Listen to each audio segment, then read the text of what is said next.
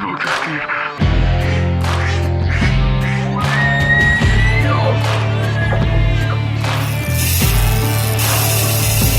are now listening to the Outdoor Drive Podcast. All right, welcome back yet another week and one day closer to turkey season.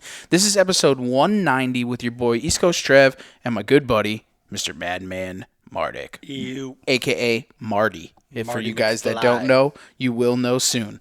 So we're about to get this bitch up to 88 miles an hour real quick. 88 miles an hour? What are you going to do at 88 miles an hour? Back to the Future, baby. Why can't we go 90 miles an hour? You gotta watch the movie. Oh, sorry. All right, never mind. Probably before your time. Probably, dude. So how's turkey scouting been going for you, dude? I know you've been on it, ripping it. All I can do is try your best, bud. That's right. It's tough. There's not a lot of birds to be found. I'm finding some, but never as many as you want. No, dude, it's kind of crazy because we had then hunted last week, and me and Matt, and it was tough, dude. Got into two of my best spots, no gobbles. Driving around, you're not seeing the birds. I was talking to Matt when we were driving, dude, and just not seeing the birds in every front lawn like you used to.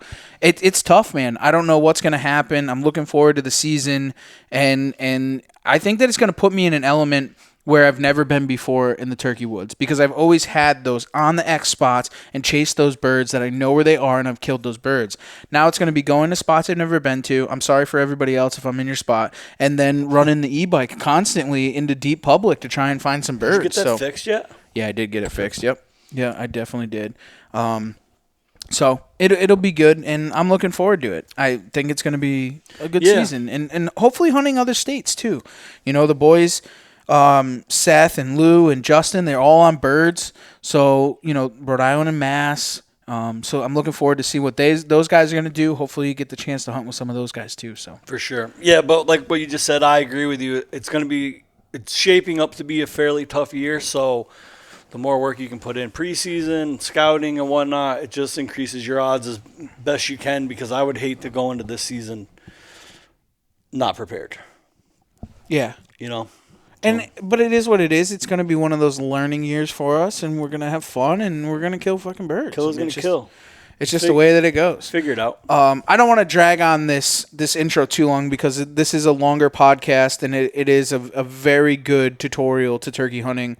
One that I think a lot of people are going to want to listen to and listen up nicely. And it was a blast. Absolutely. But as always, is having Matt. Matt's a good buddy and became an even better friend year after year after year and working together.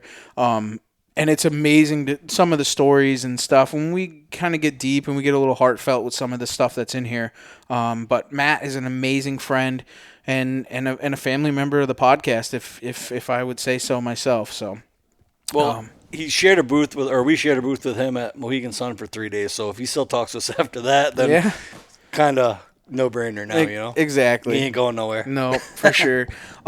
We are brought to you by Huntworth Gear, huntworthgear.com. Huntworth Camo, in my opinion, is the best camo on the market. Get more for less with Huntworth. If you guys haven't already, like I always say, go to their website and get your early season turkey gear for the turkey woods. Some of the best. Camo pattern-wise, they are the best camo on the market. Nor'easter Game Calls, nor'eastergamecalls.com.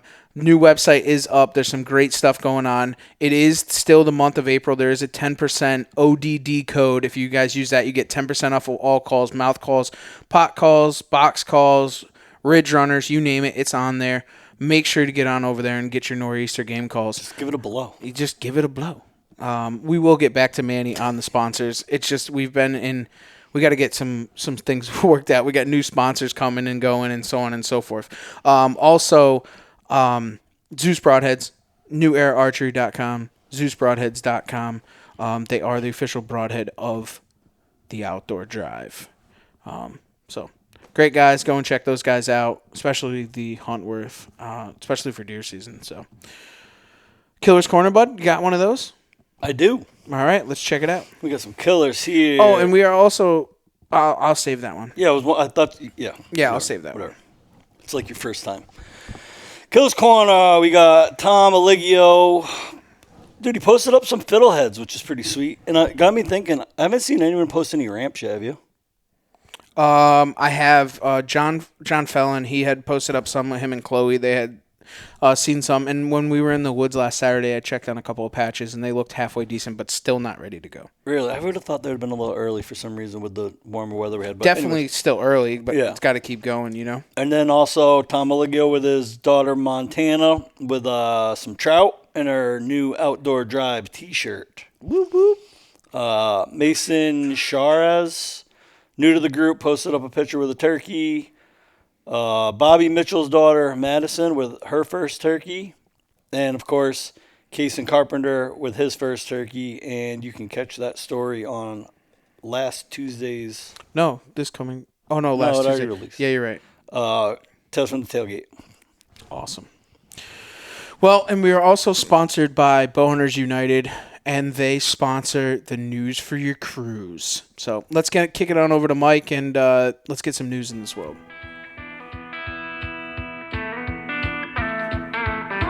All right, guys, why don't we buckle up and see what's going on in the world of news with Mr. Mike Salter. Hey everyone, we're going to start this one off in Florida, where the Fish and Wildlife Conservation Commission and the Recreational Boating and Fishing Foundation have partnered again to fund youth fishing education through the Vamos a Pescar initiative. The groups will support 5 organizations that help Florida's Hispanic youth learn about conservation, fishing practices, and fishing gear to create confident and responsible anglers. The partnership has funded 14 community programs since 2016, and all 5 organizations were selected for funding in 2023, marking the most participants FWC has had in a single year. During the program, the partner organizations engage with local Hispanic communities and provide support and hands-on training in fishing basics through summer camps and fishing clinics. If anyone is interested in helping with FWC's programs, you can contact your local Florida Youth Conservation Network coordinator. Now to Pennsylvania, where the 23-24 hunting and trapping seasons have been approved by the Board of Game Commissioners. Modifications for this year's seasons include WMU's 1B, 2C, 4A, 4B, and 4D being removed from the extended firearms black bear season due to declining nuisance complaints in those units. The archery elk season will start a week later in 2023 to provide additional time between the license drawing and the beginning of the season. WMU's 3B and 4E have been open to river otter trapping because habitat and population data indicates these units can support a sustainable harvest. For small game, there have been significant expansion of opportunities for put-and-take hunting of captive reared bobwhite quail in most of the state, with an earlier season opening date, later season closing date, and removal of the daily bag limit. There has also been adjustments to the crow season dates and addition of Thursdays as hunting days to shift hunting from peak breeding season to the fall and winter months. Falconry changes including providing an overlap with the regular firearms deer season and authorizing to take certain fur bearers. Youth turkey season will open 5 days later due to calendar fluctuation next year. The Saturday opening of deer season will continue, and all mentored hunters, including mentored adults, will now be eligible to participate in the October special firearms season for antlerless deer and bear. Now to Minnesota, where anti-hunting forces are attempting to amend the massive environmental spending bill HF 2310 with a forever wolf hunting ban. The bill is headed to the Senate floor today for a vote. The bill was amended Monday in the House to include the wolf hunt ban, but was removed by the Senate. Animal extremists are pushing hard to get the Senate bill amended to include the ban once again. If agreed to and passed in both the House and Senate, this will prohibit any future wolf hunting. This language can also be added to any bill, so contact your legislators to oppose any language proposing a wolf hunting ban. If you want to take action against these proposals, you can do so directly through the Sportsman's Alliance website. Now to Vermont, where the Fish and Wildlife Department is proposing changes to the state's bait fish regulations that will change some terminology and update the list of waters where bait fish may not be used. The proposed regulations can be found on the department's website, and the Fish and Wildlife Board will be holding 2 public hearings on the proposal. Those will be held on May 10th at 6:30 p.m. At the Agency Natural Resources Annex in Berlin, and on May 11th at 6:30 p.m. via Microsoft Teams. A link and password to the virtual hearing can be found on the public hearing schedule on the department's website. Also in Vermont, Vermont Fish and Wildlife will be holding a series of introductory bullhead fishing clinics this spring. Each clinic will explore different fishing styles used to target bullhead. The clinics are open to all ages and skill levels, and equipment will be provided, but participants are encouraged to bring their own rods as well. Participants should dress accordingly for the weather and bring a flashlight or headlamp. Space is limited to 30 participants, so register early on Fish and Wildlife's website. The clinics are scheduled for today at 6:30 p.m. at Hoyt's Landing in Springfield, April 28th at 6:30 p.m. at Sumner Falls in Heartland, May 4th at 6:30 p.m. at Dead Creek Wildlife Management Area in Panton. Lastly, to Mass, where youth turkey hunters are welcome to attend a youth turkey tail mounting seminar at Petersham Gun Club in Petersham this Sunday, April 23rd. This is open to all youth 17 and under, even if you were unsuccessful in harvesting a turkey. Successful hunters can bring their tail fan, and tail fans will be available for those who did not harvest a bird. This seminar will start at 2 p.m., and you can register online. I suggest you go to search this on Facebook. You can search that event, and there's a link right there to the registration. So as always, if you have any news to send along, it'd be greatly appreciated. Reach out to me at Mike Salter on Facebook or bearded_bowhunter21 on Instagram. And with that, enjoy the rest of your ride. Thank you, Mike. We appreciate you, buddy. And I don't know, man. I don't think I got much left to say other than we need to get Matt Snuggles Wettish on right now. Dude, we just killed something last weekend. I know we did, dude. What is better than that? Besides nothing, I'm not really sure. I know. Maybe this Sazerac right here. That might be. You got the Sazerac.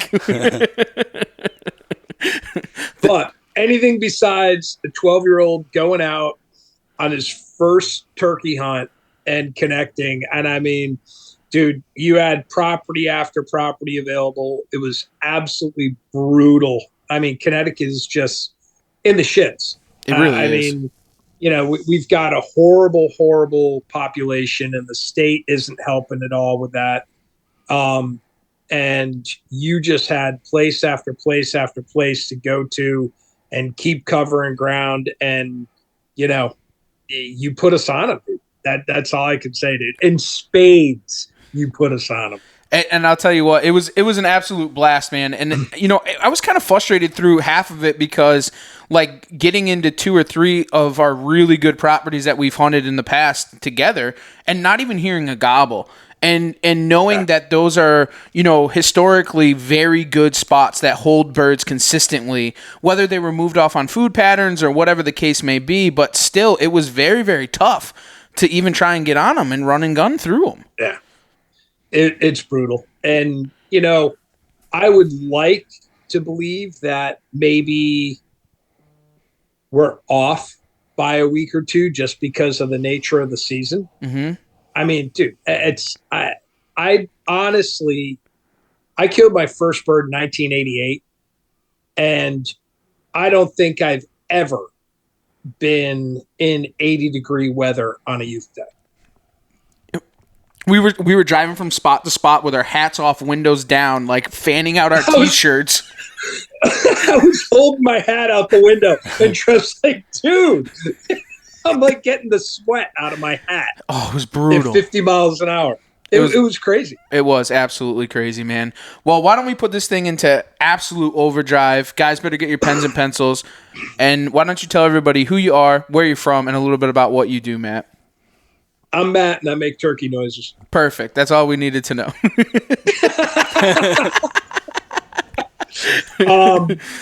The bio, I mean, in short realm, I've hunted more than half this country. I've killed my Grand Slam.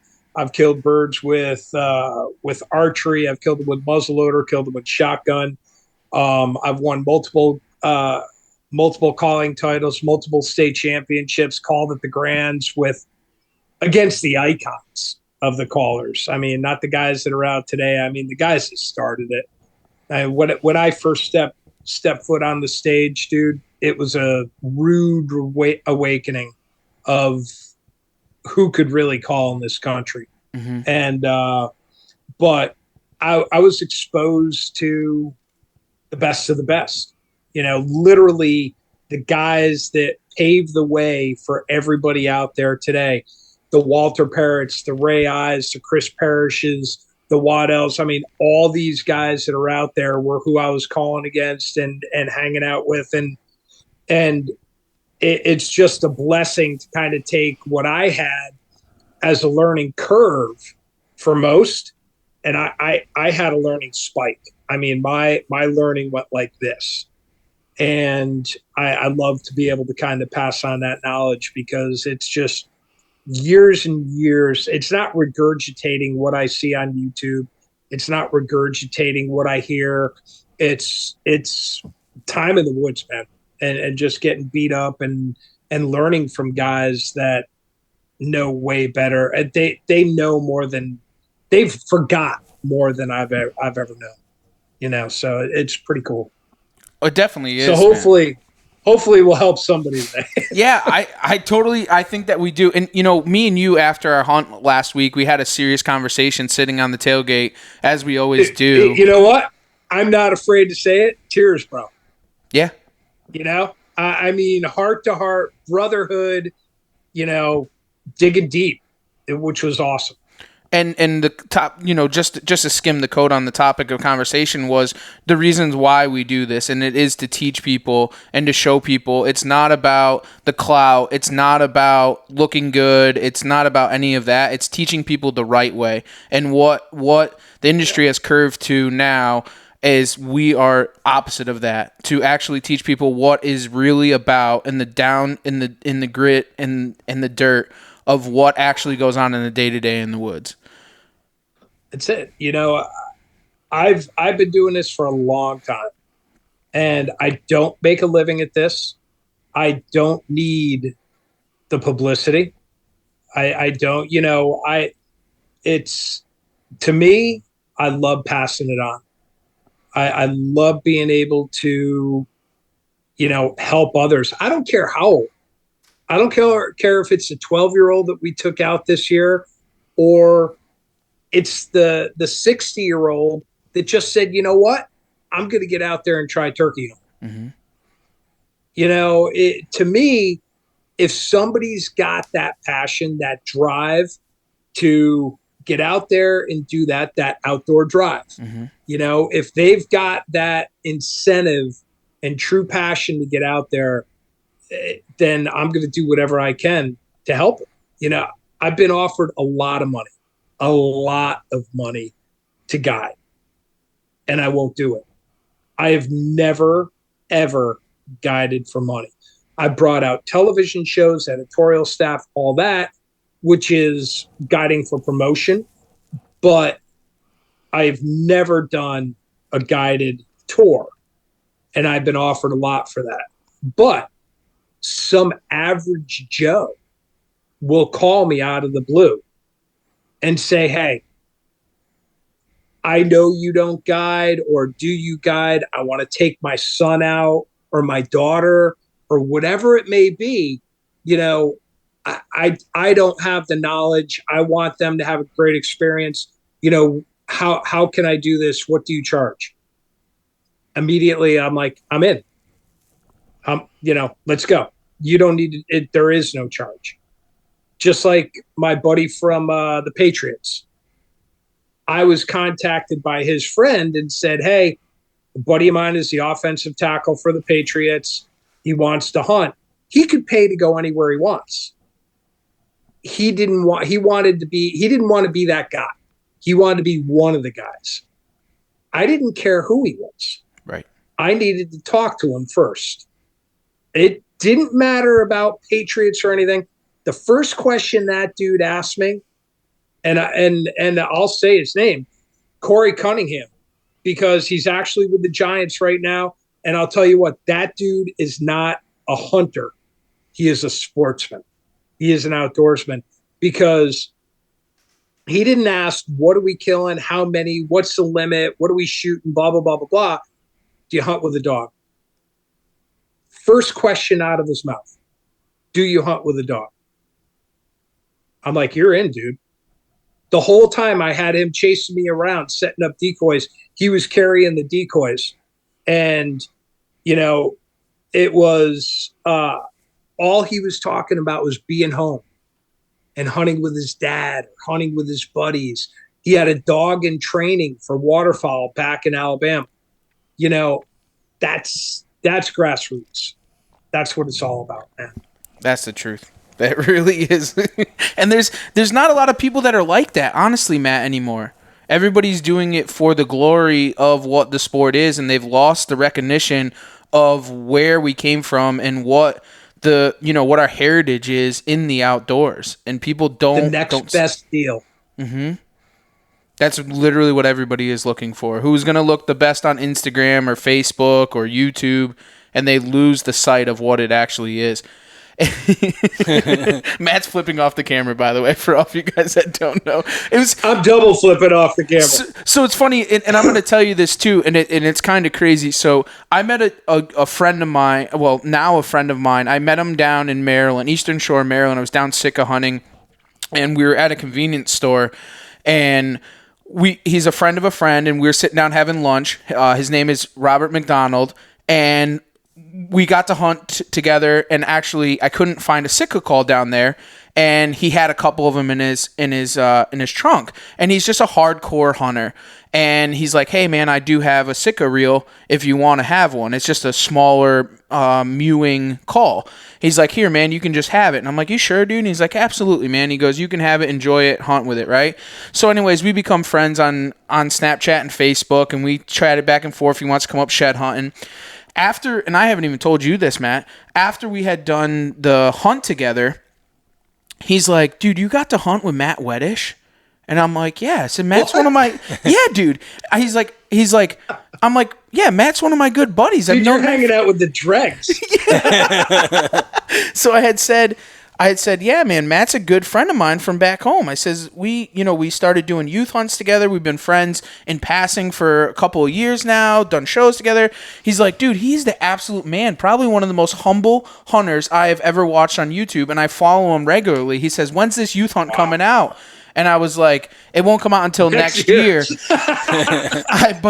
the clip that you had sent me, I sent it to him. I was like, "Here, man, check this thing out," or whatever. But he follows you and been following you for years, and he's a friend of mine now from this past season. And then I was like, "Dude, come on up and hunt with us." Like, whatever, dude. You know, like, dude, right? Come on up. But I just thought it was really cool, and I wanted to share it with you this evening while we were chatting, because I thought it was really, really awesome that he followed you and really, really, held you high. That's crazy, man. Yeah. I mean, it's you know what? It's to be able to help one person. It is. People. I think people are trying to spread knowledge, whether or not it's earned knowledge or researched or whatever, or just watched on freaking YouTube. I mean, I'm at the age where my knowledge is fucking hard earned, man. I put in the hours, I put in the miles, and my body shows it. When I trip over freaking 6-inch high logs, but it's, quite honestly, people are doing it now. They're spreading knowledge for the recognition and the clicks. But I told you a story about a trout fisherman that, quite honestly, I don't care if I ever, help another person. That it's what that officer and his wife said to me. It's exactly why we do it. Mm-hmm. It's why I cried in front of you, man. Right. It's well, for everybody listening, it's there was a PTSD situation that was going on, and the guy actually said to me, "You saved my life." And when I met his family, his wife gave me a hug and said, "You saved our family." And yeah, dude, it fucks me up, dude. It's it doesn't get any more real than that. No, it really doesn't. So, and it's why we do it, man. It's why we do it. It's the reason that keeps us Yeah. going on. It's not the money. It's not the clout. It's not the clicks. That is what really gets us going and keeps us moving forward. All the bad things that we go through, all the hatred that we deal with on a daily basis, it's things that over and supersede that every single day. All you click seekers out there, I don't know if this is getting any more intense. I'm not using a real mic. But all you click seekers out there, dude, reevaluate, man. Because you know what? Looking at a number has nothing to do with when it comes from the heart, man. Mm-hmm. You know, there's nothing, just what you told me about a guy down there, you know, I mean, it's there to connect with somebody on a personal basis is not a number. When you help with someone's success, it's not a number. Fuck the numbers, dude. Mm-hmm. They mean nothing. It's, you know, I could put 1,000 numbers up on a post, but if one person comes back to me and says, dude, you made it happen, I don't care about the 999 other ones. Mm-hmm.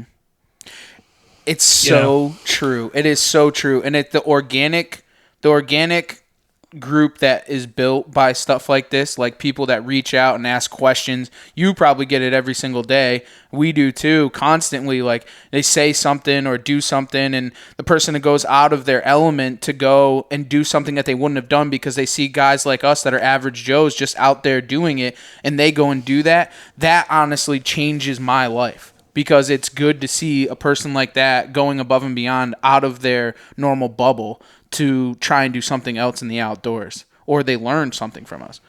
Yeah, Mardik, you're in deep thought there, brother. What do you think? I try not to interrupt when the conversation gets deep, but what's going through my mind right now is me and Trev talk about this a lot. Where we started our hunting career before social media, and now there's social media. You've been deep in the industry before social media, before YouTube. So it's been a long ride for you. So you've seen it all. And I feel like nowadays with social media, a lot of these people just want instant gratification. And that's where the clickbait comes from and the posts and all that stuff, because they want to skip ahead the years and years of hard work and dedication that you put in to get to where you are. They want to be where you are in 3 years. Yeah, and it's just true. It's a nature of the beast, you know. Yep.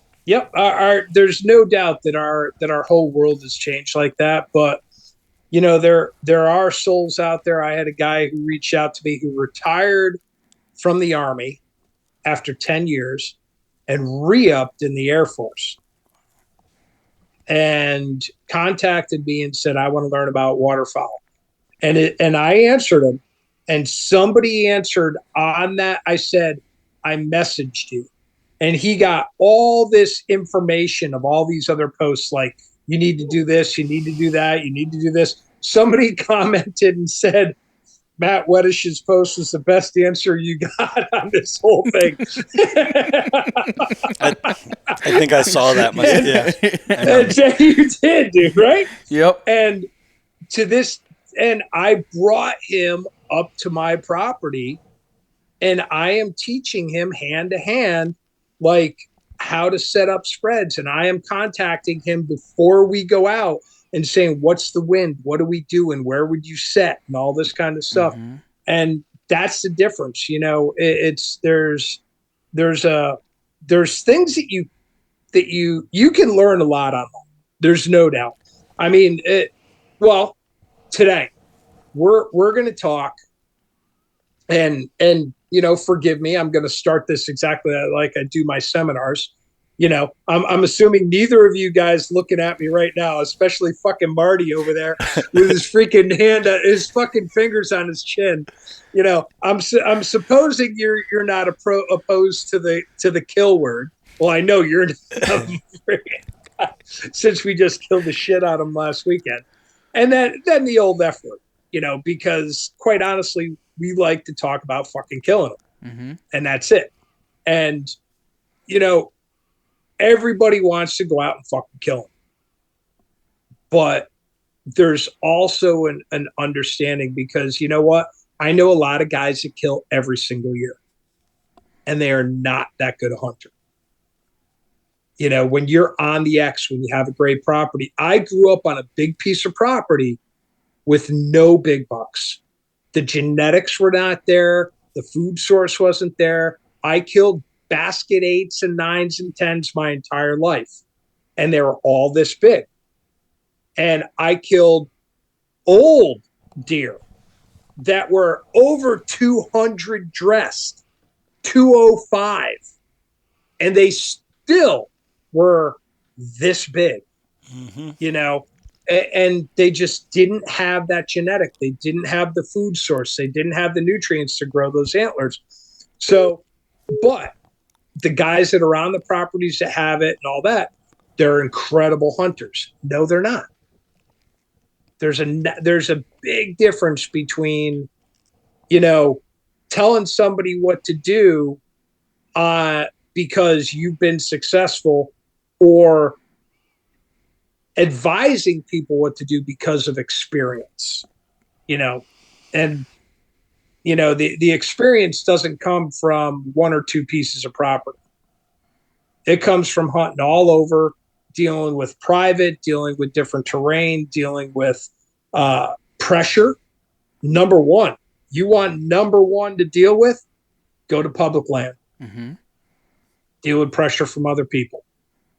Well, you learn how to deal with that, you're going to kill them. We were talking about that the other day in the truck, and a lot of people don't understand New England as a whole, and hunting deer in an urban situation or suburb situation that are overpressured. And people will never understand that style of hunting, on how you're not only hunting that deer and in its own realm, but you're hunting against other people that are putting deer into weird situations. So you're not actually learning how a deer moves or operates. You have to then find out how they operate with the pressure from other hunters. So it makes it 3 times harder.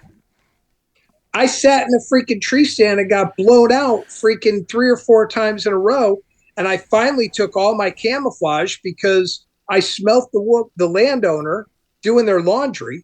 I did all of my camouflage clothing in freaking Snuggie or whatever, or Bounce, or whatever the hell. I can't. Right? What is it? The one with the little fucking bear. Yeah. What? You know what I'm talking about? Snuggie. Dude, I threw like 3 or 4 of those fucking dryer sheets in there, threw all my camo in there, because that's all I smelt coming out of her house. The next time I sat in that stand, I smoked it.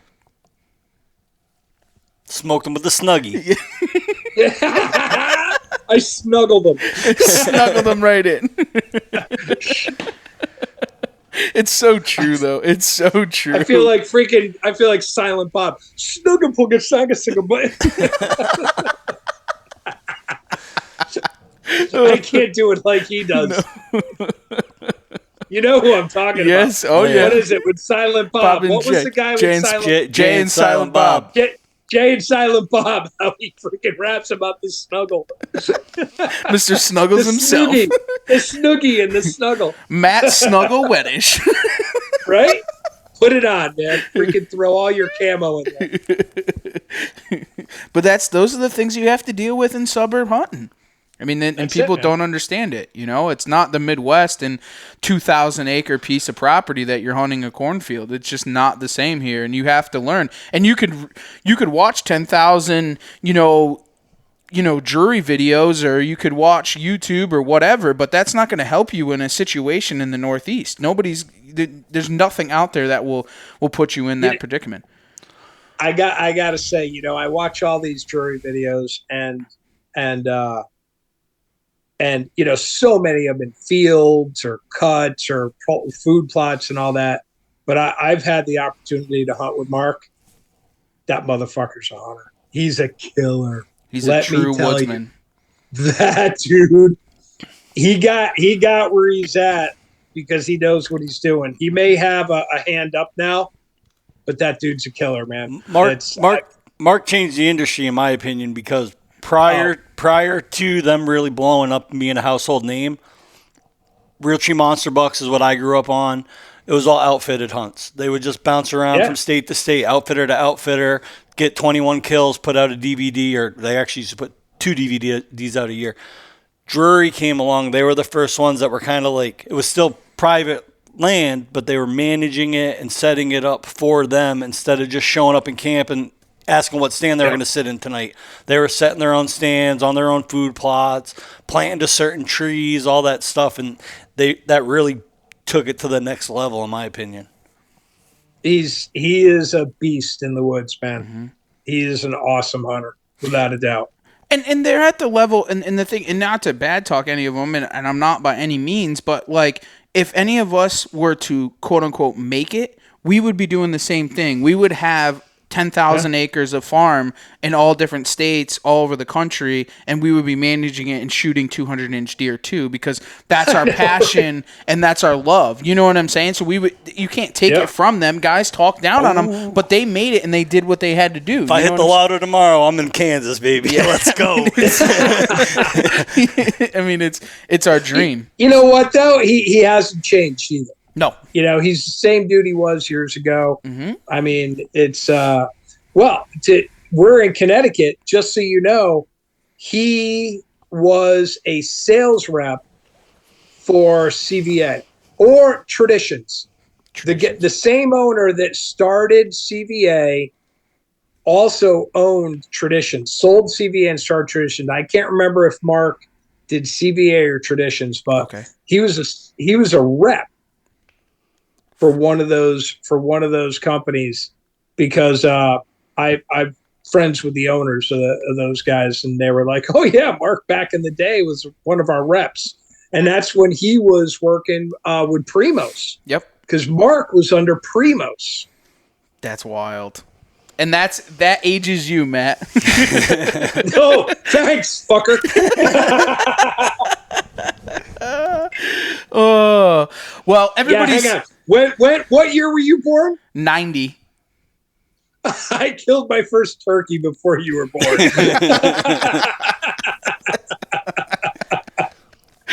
Yep, that ages me.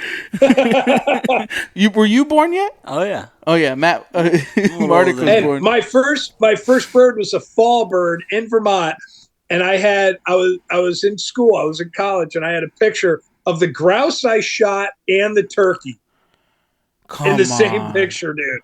That's awesome. Double barrel gun. Freaking security took it. Freaking bird in one hand and a bird in the other. Just one was this big and one was this big. That's sick. That's so awesome. Yep, they got sick and tired of me showing up at like 4:00 in the morning, 3:30 in the morning to get the guns. And they said, just keep them under your bed. That was in college. Doesn't happen anymore. That's because it was the 80s. Yeah. Yep. Yeah. I came back from turkey hunting one day in my buddy's Jeep. He let me borrow his Jeep, and I show up back at school, and I grab my freaking books from the passenger seat. And I'm like, fuck, this thing's got a bikini top on it. And I'm like, I can't leave my gun here. So I throw my gun over my shoulder with my books, full camouflage, turkey vest, and walk to class across campus. Oh my God. Walk in class, put the gun in the corner, sit down in my turkey vest, and my box call goes, just awesome. A little disclaimer for all the listeners, don't try that. Don't try that at home. And if you do, you didn't hear it here. Yeah, don't reference the outdoor drive. New TikTok challenge. Well, dude, back in the day, man, it was ridiculous. You know, pulling into high school, my buddy and I, we'd go out for ducks or something like that before school.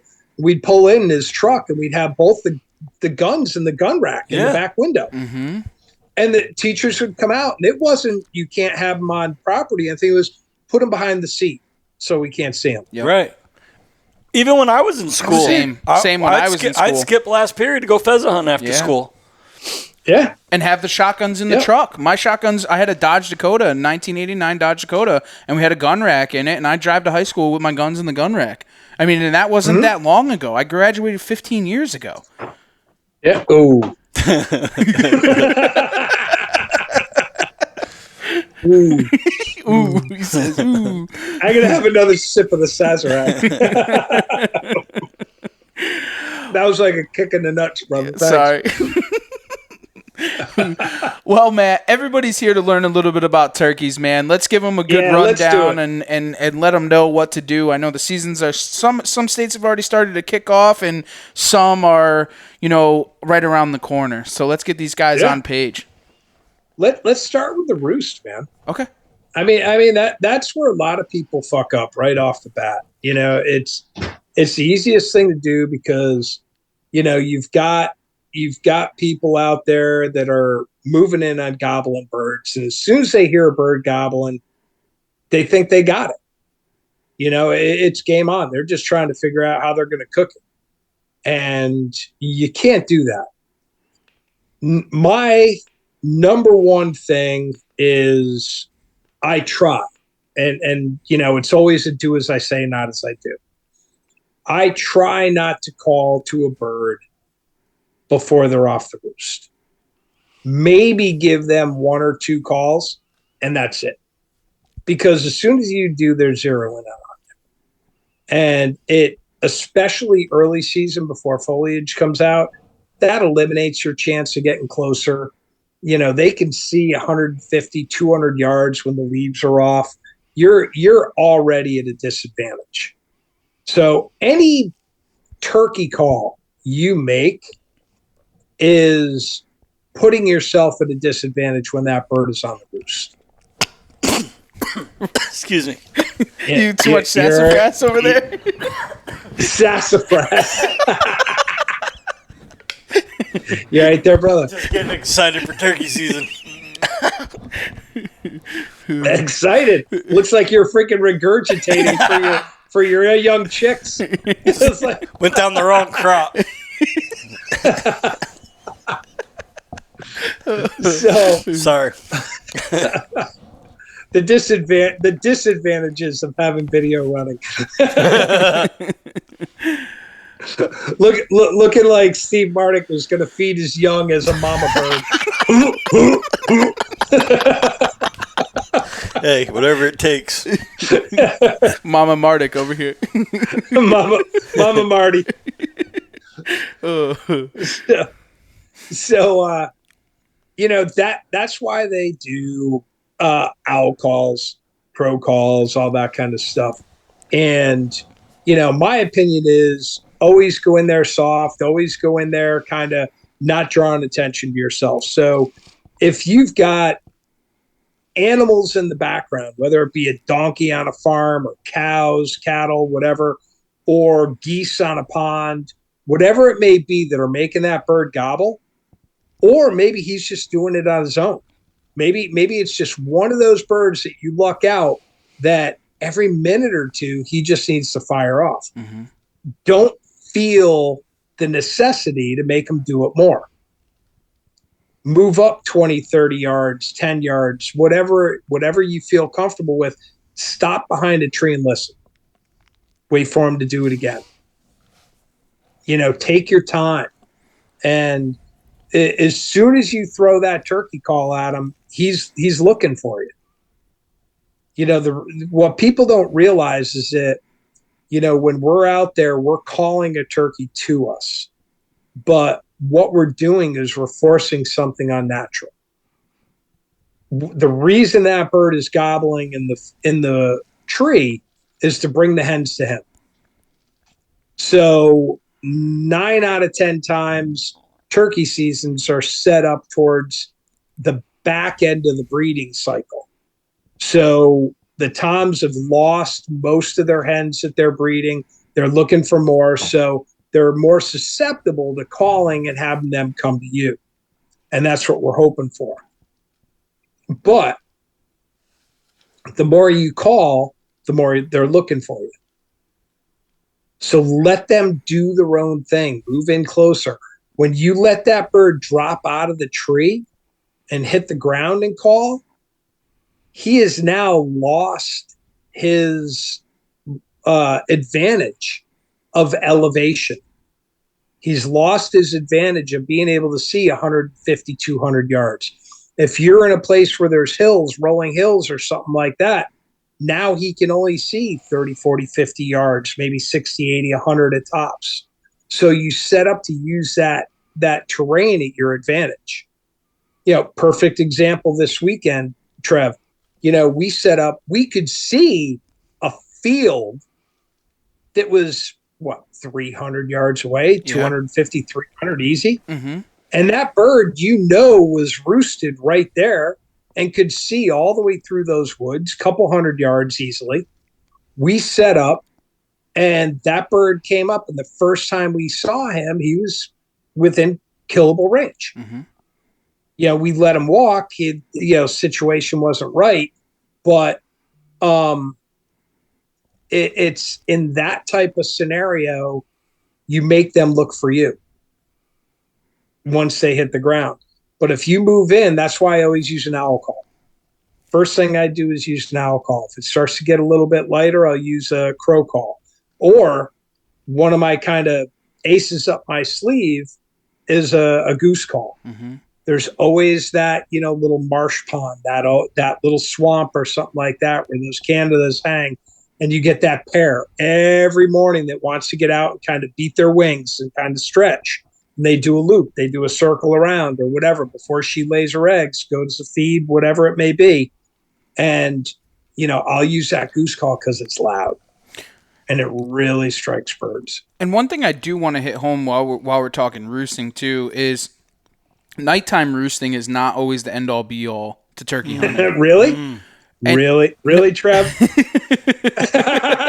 Why do you bring that up, Trev? Well, because it's funny, and I'll use the story, and I night roost and morning roost prior to season, but the thing is that night roosting is not always the end answer. That even if they don't call back at night, they could be there in the morning. And what happened to us on Saturday was exactly that. I went in Friday night with Kaysen and Steve and went in there and tried to night roost. And I was within probably 150 or 200 yards of them birds. And literally, they didn't respond back to a goose call or an owl call. And we went in the morning and they responded right back to that owl call. And we were able to put them in killable range. And what did I tell you? Don't when always you said count they on didn't it. respond? Good. Let's go there hunting. And you know what? I'll tell the story that I tell every single seminar that I do. I was trying to kill my first bird with a muzzleloader up in New York State. And I sat in the morning for 2 mornings listening to birds come out of the roost and was patterning them. No turkey calls, no nothing, just seeing which direction they went, what they did. And the night before opening day, I went right to the roost and I sat there in the evening. And I just silent, sitting on the side of a tree, and I watched birds fly into the trees. And I'm sitting there and I'm watching. A couple hens go up, a jake goes up, all of a sudden a gobbler goes up, another gobbler goes up, another hen goes up. And I hear a car come down the road.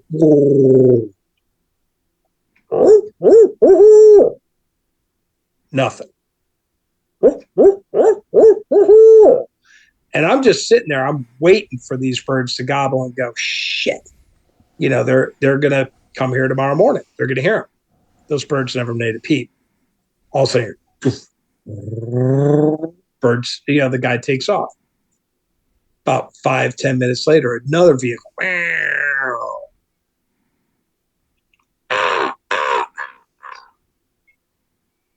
Nothing. And I'm like, holy shit. I'm like, these birds aren't saying a freaking word. Takes off. Third vehicle comes through. Does the same exact thing. None of those birds gobbled that evening. And I'm sitting there looking at them in the trees. And I was just like, there's 3 guys who just came and roosted this spot that are not coming back here tomorrow morning, and I am. And I killed my first bird with a muzzleloader right there at that spot. And, it's the morning time Evening is if they want to gobble, they're going to gobble. Okay. The morning, as I just said before, the reason why turkeys gobble is to bring the hens to them. So why is gobbling more active in the morning is because that's when they drop out of the tree and that's when they breed. So those gobblers are going to sit in those trees, are going to gobble every morning, bring every hen to that tree that they can, drop down and breed. Then those hens are going to go to the nest. They're going to lay an egg until their clutch is full. Then they're going to sit on it. But, that is the reason. And I'm sure Steve, as he's looking at me so intently, and you with your blank stare, you fucker. No. That is why we've all sat there and had that bird gobble and gobble and gobble and just be like, he is so dead. And drop down and have him never make a freaking sound again. Because he has called in every hen in the area. He's got them all in front of him and he no longer needs us. And we've all heard that. Or worst case scenario, because if that happens, we can wait it out. Because those hens are eventually going to leave his ass and he's going to be lonely. The thing you don't want is for that bird to keep gobbling and to gobble again 25 yards further, and then another 50 yards further, and then another 50 yards further, and another 50 yards further. Just keep going. Because that, and it's none of this is a given, but that usually means that those hens are taking them away. And the adult hens usually don't pull them away. It's usually the young hens. Because the young hens don't want to fuck with you, because just like a gobbler will beat up a jake, an adult hen will beat up a young hen for breeding rights. They will do the exact same thing. That's why if you've hunted enough, you've had that dominant hen come in and just bitch slapping it all the way in. Because she is like, get out of my area. I am the queen bee here. Leave. So when those hens go the other way, chances are those are young hens.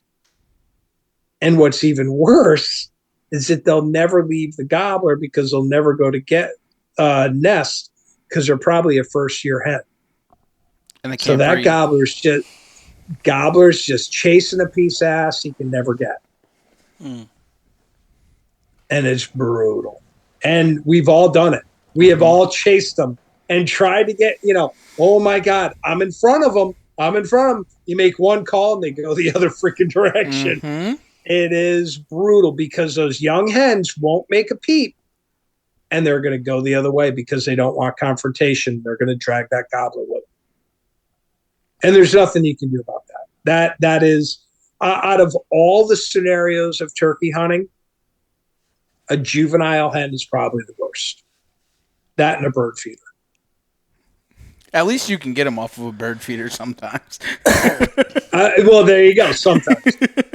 But the juvenile hens, you are not. You're just going to keep pushing them in directions you do not want, and they're never going to stay on property. No, they're going to follow that hen. Even if I don't know if a young hen will ever squat for a gobbler or not, she might. She might lay down for a gobbler. Maybe that's why they follow him. I don't know. She's never going to, lay eggs, but maybe she does, maybe she is at the point where she's like, all right, I'm going to drop down, and maybe that's why he follows her forever. But, the worst part is usually once a hen breeds, first time in the morning, she shakes it off. She goes right to the nest and she lays an egg. Right. And then that's when you come back at 10 o'clock into that spot or wait it out, and then you're able to kill that bird. That's at 10 to 2. That's that ideal time to be hunting.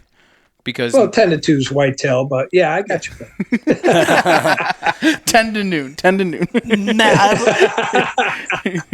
have a question about roosted birds. I think I know the answer, but maybe some listeners might have the same kind of idea.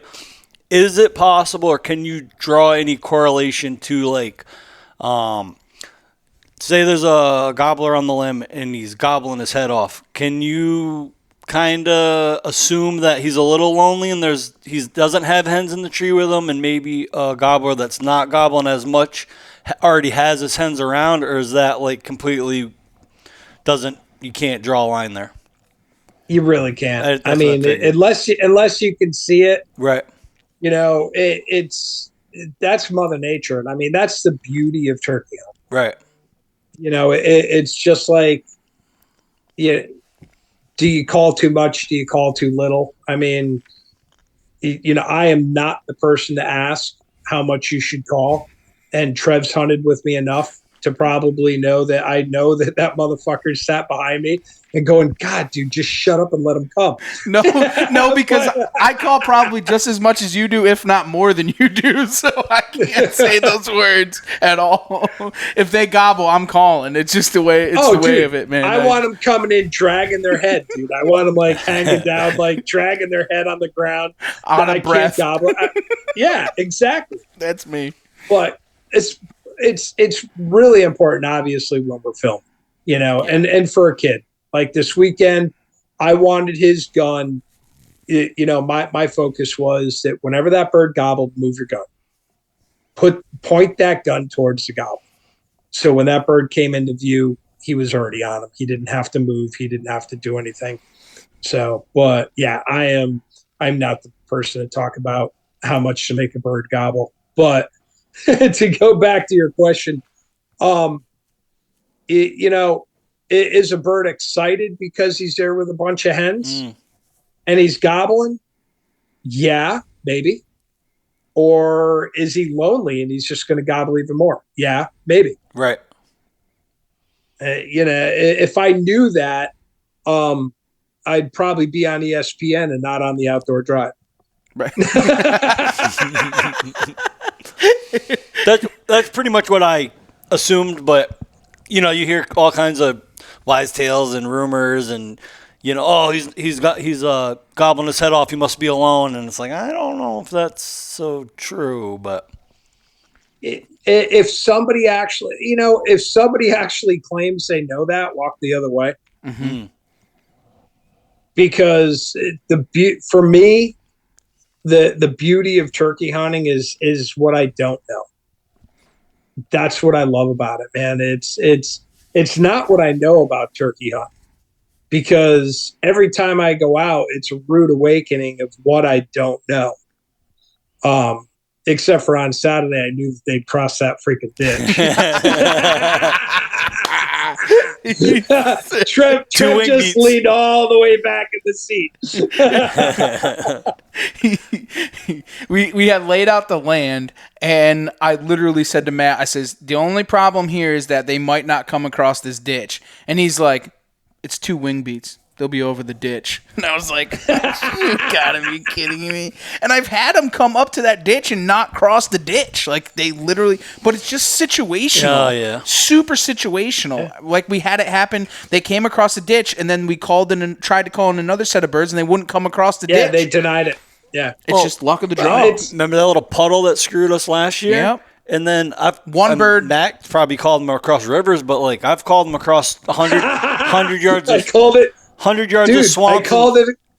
Go ahead. I was just gonna say I've called turkeys across 100 yards of swamp and skunk cabbage because it's the right bird at the right time, and then me and Trev can't get a bird to come across a puddle. Yeah, you never know. It was 2 birds. One came across it. The other one stayed on the other side of it. One was across it, got shot, and then the other one was right there and would not cross it. Right, they were together. It's just situational, super situational. I called a bird on video. You can see my videos. I called a bird across the Connecticut River. 400 yards, quarter mile. Couple wing beats. He was in Glastonbury, and we killed him in Rocky Hill. That's just straight wild. I mean, it was insanity. Mm-hmm. And then I killed another bird that I couldn't air, but I called a bird across a reservoir, and I killed him. He took one step over the line, over the boundary, and I killed him. And he ended up flopping like 3 or 4 feet past the sign, and I walked over to retrieve the bird, which is totally legal, 100%. I just didn't want to deal with the flack. Mm-hmm. But I've got an insane video of, you hear the hen fly down, like doing a fly down cackle, but her flying across the reservoir. You hear that, and she flies across the reservoir. He follows her. She comes in. He comes in. I smoke him at 15 yards. Literally 3 feet past the freaking boundary line. It was epic. But yeah, I mean, if we're going to talk about boundaries and stuff like that, if the bird does it every single day, don't think he won't do it. Is he good? I've had him hang up on nothing. Literally nothing. So, it's, you don't need to overthink things of, are they going to hang up on it or are they not? I've had them hang up on, just a little ridge, the edge of an area that went from kind of wide open to not so wide open. I'm not even talking like thick brush. Yeah, he just doesn't want to come past that area. That's the strut zone. That's the safety area. And then I've had times where I've had him fly off ledges, 15, 20-foot ledges, fly down. I've had them fly across the Connecticut River, hundreds and hundreds of yards, reservoirs, on and on and on. And then there's times where they won't cross through an opening in the stone wall. It's crazy. It's so situational, and you don't know what's going to happen. Never do. My view is that if they do it every day, they'll do it again. Mm-hmm. That's a good point. Are they going to deny you? They might, but don't not try to call them just because you think they won't. Mm-hmm. Because if I thought that I wouldn't kill that bird on the other side of the Connecticut River, I never would have sat down. Right. That bird gobbled. My buddy and I looked at each other and said, damn, he's getting closer to the edge of the river. Do you really think he's going to cross? I mean, that bird, don't fool yourself. Don't think that bird doesn't know that stream, he knew that fucking Connecticut River was there. That's not a small thing. That's not a trickle of water. That's not someone's garden hose that they left out in the yard. That's hundreds and hundreds of yards of water. He knew it was there. He was coming to the edge of that for a reason. And we just said, he's really, really, really, he just wasn't gobbling. He was getting closer. And we sat down, and my buddy's sitting there with the gun across his legs, and that bird showed up on our side. He didn't have his gun up or anything. That bird came that quick, came to the edge and flew across. So, we all have these ideas of obstacles. Oh, don't set up with a stream. Don't set up with this, a barbed wire fence or whatever. Yeah, I've seen birds hit a single strand of barbed wire, go back and forth and back and forth. And you know what? I've also been down in Texas and watched a bird fly over a 10-foot fence. If they do it every day, they'll do it again. Mm-hmm. It doesn't mean that they will. And it also doesn't mean that a bird will come in on a decoy. It also doesn't mean that the bird's going to come your way after you call to him on the roost. That's the beauty of turkey hunting. That's what keeps us going out. It's our not knowing. But don't think they won't, because they will. And I've had them will more than once. They will fool you. I had them.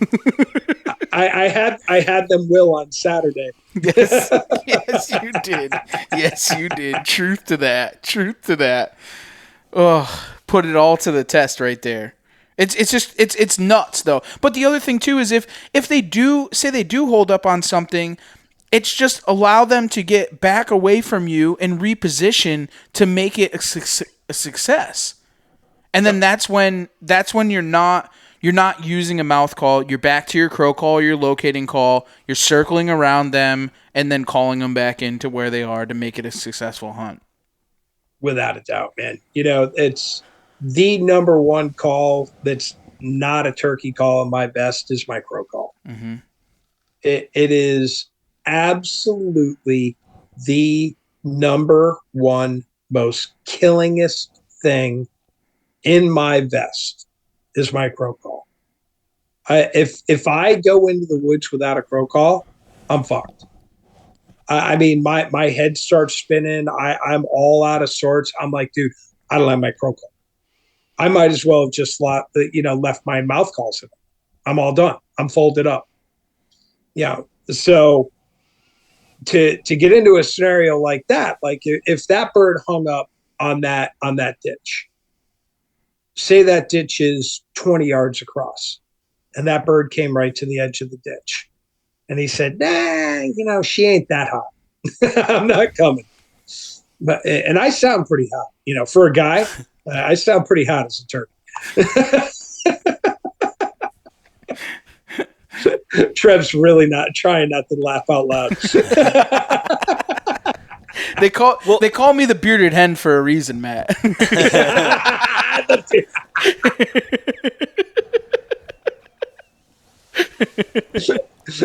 the grandmother you try and kiss on the cheek, right? I didn't think of it like that. You guys using that old person filter too much. Yeah, right. So, but that's a good point. Yeah, that was funny. we were just messing with it tonight. But that's a good point, Matt, because you're a good caller. You're the best caller that I know. But most people you talk to will tell you they suck at calling. So what do you have to say to them? Because I know, like, when you're calling to a turkey, it's like, hey, big boy, like, come on, let's go. When I call the turkey, it's like, get your ass over. They just come because I'm like fucking nagging them just to shut them up or something. You know what I mean? But my point is, I can still kill turkeys and be a bad caller. So what do you have to say to the listeners that know that they're not very good callers? If that bird hangs up on you, we'll take that to the crow call, which we were just talking about. If that bird's only coming into a certain distance, I love to kind of let them, you give them the silent treatment. And if they don't come in and they walk away, you obviously end up calling. And, then they come back to that same spot. You're like, Jesus Christ, they're not coming. They come in, you think you're going to kill them. You keep thinking you're going to kill them, and you never come past that distance. And you just, eventually they give up and they walk away. But if you're not going to get them to commit and they come to a certain distance and they walk away, give them 5 minutes, give them 10 minutes, whatever, hit them with a crow call. And if they gobble, say that distance where they wouldn't come any further was 50 yards and you couldn't see them. The brush was too thick. They were over a hill, whatever it may be. Let them walk out to 70, 75, 80 yards, whatever. Give them that crow call. Let them gobble. Then you have an opportunity to move in. If you give a turkey call, they're going to come back again. They're going to come right to that spot where they hung up, and you're going to be unsuccessful again. It's just repetitive stupidity. And so you let them go away. You give a crow call. They gobble. They're not answering you. They're responding to that call. They're not saying, oh, you're a turkey and I'm going to answer you and say, oh, I'm coming. They're just responding just because they're all balled up. It's breeding season once a year for 6 weeks, 8 weeks tops. And they're trying to get it as much as they can. They're worked up. Trust me. So you get them to gobble at 75 yards, you move up. So you're, let's say, 20 yards from where they locked up. Now you sit down, you get everything ready, Then you give that turkey call. So now when they're like, oh boy, she's up on my level, when they come back to that 50-yard spot, now he's only at 20. And you've moved in and you've been able to do that. And you can use that crow call to do anything. If they're on a peninsula or if they're in a hollow, you can move around, because I've had a bird on a point on a peninsula coming out on a ridge, and I've tried to, circle around him, and I give him crow calls or mouth calls, turkey calls. Every time he gobbles, he comes to the edge of that peninsula and looks down the hill. He never comes over it. He never comes down to me to give me a shot, but he comes to the edge and looks. So it never gives me the opportunity to, number one, know where he is, number two, move into position. But if you move around with a crow call and you could actually move past him. If he's out on the point, you could get back inland of that point, crow call him, know that he's out there, get up on his level. Now he's not going down on either side. He's going back where he came from. You sit down on his level, give that turkey call. He's like, holy shit, she came around me. He's going to come walking right down the top of that ridge in his safety zone, and he's going to walk right into you. It's all the stuff you can't do when he's paying attention to you and quote unquote answering.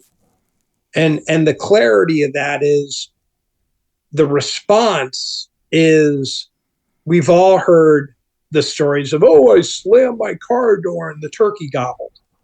Or, we live in a small state. There's highways everywhere. We always hear road noise.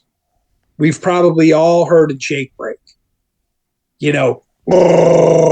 That Jake brake of the freaking 18-wheeler going, and you hear, ow, and that bird gobbles. So, I'm not carrying an 18-wheeler in the woods with me. I'm not carrying a car door in the woods with me. So it's those birds are just gobbling in response to it, to a noise that for whatever reason made them gobble. They're not answering. They answer a turkey call. They respond to a locator call or a noise, thunder, thunder. Holy crap. You get a day with thunder in the morning. Holy shit. If it's not raining, those birds start gobbling the thunder. That's almost unfair. Mm-hmm. So, but that's how you should treat it. Think about it as the difference between answering and just responding, because that's what locator calls are, whether it be a goose call, turkey call, crow call, coyote. I don't recommend using coyotes. I know turkeys may not be the smartest, but no, I'm not going to say that because they fuck with me a lot. So they're really smart. So they're super, super smart, but they may not be cognitively thinking, oh my God, that's going to kill me. But when we call to them too much, they get call shy. We all know that. So when they get attacked and their life is in jeopardy, you've got to think that they get death shy, attack shy. And if they hear those animals going, there has to be something leery about it. So I don't use a coyote call. Have I in the past? Yes. Does it work? Yes. But I don't use it I try not to use it just because I feel that it could push them in another direction. That's why I kind of like the air horn. The air horn's never tried to kill a turkey. You're both looking at me blank stares. No, it's so true. You call them across the Connecticut River. You ever call them across 84 before? Route 2? Oh, Route 2's nothing. That's only 4 lanes. I think the best way for the listeners to visualize this, and I think you'll agree, Matt, is when you hit a bird with a locator call, they don't turn around or anything. They're just going to gobble.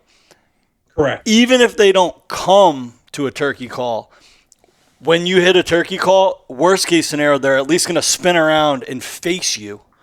Where with the locator call, they're just going to keep doing what they were doing. They're just going to gobble and continue doing what they were doing. You're changing their attention. But when you hit that turkey call, they're going to spin around. Now the eyes are on you. You've got their attention. Even if they don't take a step towards you, they're paying attention to your direction.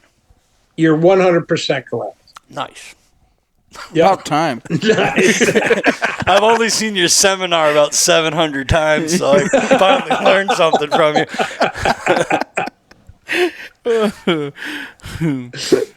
No, but those are the most important tools. I think over a turkey call, I think the locating calls are the top tools to have in the turkey woods. If you could give me 2 calls, it would be a locating call and some type of turkey call. I don't care what it is, because you can kill them with just about any of them. So it doesn't matter to me there, but the locating tool is definitely by far the most important thing in a vest.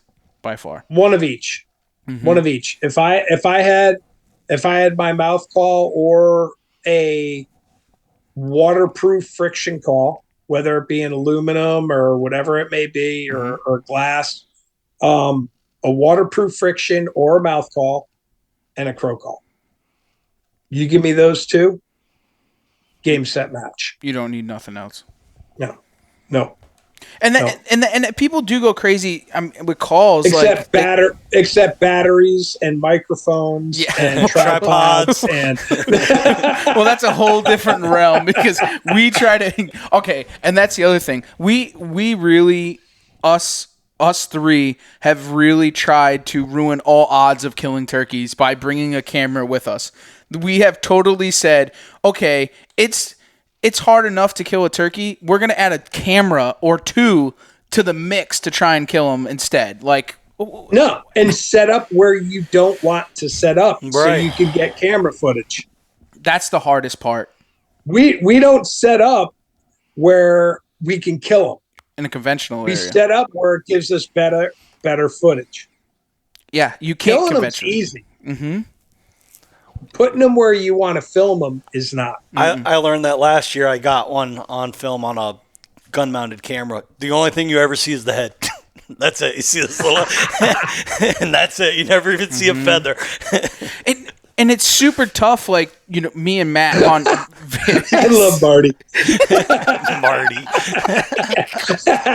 That's it. That's your fucking name. He calls you Marty all the time. He's like, we go down to the seminar at Stewards of the Land, and he's like, "Where's Marty?" I said, "Marty's on his way. Don't you worry. Marty's coming." Fucking Back to the Future.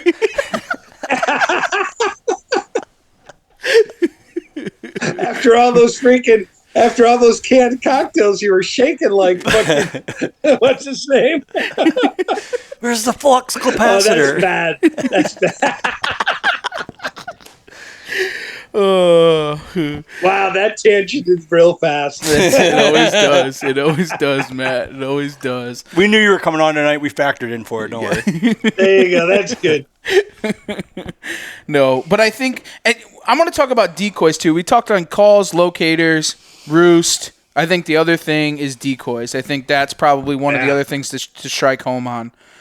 What's your thoughts on them? How do you use them? In what areas? I already talked to you about that today. I know you did. You always on me about this. And it's funny is, something, and I'll say this right here, right now, and I haven't had this conversation, but Mardik, this will come right back to him really quick. After I killed the bird on the reap, I almost didn't tell you that I did it.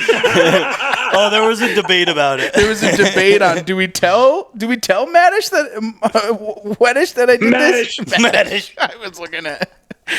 Do we tell Wettish that I did this? Do we not tell Wettish that I did this? He's gonna see the film, but do we want to deal with the wrath now, or do we want to deal with it later? But all in all, we've had the conversation, and it was in a quote unquote safe zone, right? But no, I get it. I get why you do it in that area, without a doubt. But the thing is it right? No. It was in a more controlled environment. Do I agree with reaping? Absolutely not. I disagree with it 100%. I don't feel that it is a safe, moral way of doing things when it comes to reaping, because reaping is a very scary thing. And it was the reason why it took me 15 years to do it, because I was so nervous on doing it in an area where something bad could happen and it's not controllable. Right. And you think about it and you're like, I can't do this here. I can't do this. No way. I'm going to get shot. There's could be other people running and gunning in public, private, whatever. Private's not private, like you say. And it's a scary thing. And it just happened to be. We both know the same guy that got shot by two barrels of a 10 gauge. Mm-hmm. Yeah. Yeah, it ain't pretty. And he wasn't even reaping. He was just sitting on the ground. No, he was sitting on the ground and moved. Mm-hmm. And if he moved one way and not the other, he would have been dead. He took 2 barrels of a 10 gauge, double barrel, side by side shotgun, 10 gauge. Ooh. Mm-hmm. Yeah. No bueno, man. It's a scary, scary thing. And there's a lot of guys that do it and they do it successfully. It's almost not fair, but in my opinion, I don't think anybody... No, it's fair and it's successful, but it is not safe. No. That's it. Is it fair? It's fair. I mean, all's fair. There's nothing unfair about it. There's nothing that's not cool about it. There's nothing that's not non-effective about it. It's just not fucking smart. Mm-mm. It's not safe. To me, there's not a bird that's worth putting a fan up in front of my body. And, I knew that I was the only person. I was the only vehicle in the parking area. And I knew that I was the only person on that gobbler in the roost. And that motherfucker got shot out of the roost by somebody else that I have no idea where they came from. Yep. And I never heard them and I never saw them. You want to shit your pants. Sit there when it's still freaking dark and hear poof, poof, and hear that bird hit the ground and hear that guy just freaking run away and not know where they came from. That's why now, if I've got a decoy out and a bird's coming in and I hear another caller, I can tell if they're running a box or a mouth or whatever. I get up and I grab that decoy. I start whistling, yelling, whatever. I grab my decoy and I walk the other way. I'll kill that bird another day. I don't give a fuck. I'll kill him. I'll spook him and I'll kill him another day. I'm not worried about that. I ain't getting shot. No, and I think a lot of listeners, and I know I have stories about it and so on and so forth, but it happens more than none. You know what I'm saying? I mean, I was hunting public land. Me and 2 buddies. We were on some public land. There was some houses. We were far away from them, but wouldn't shoot in the direction of the house, right? We're over the 500, but wouldn't shoot in the direction of.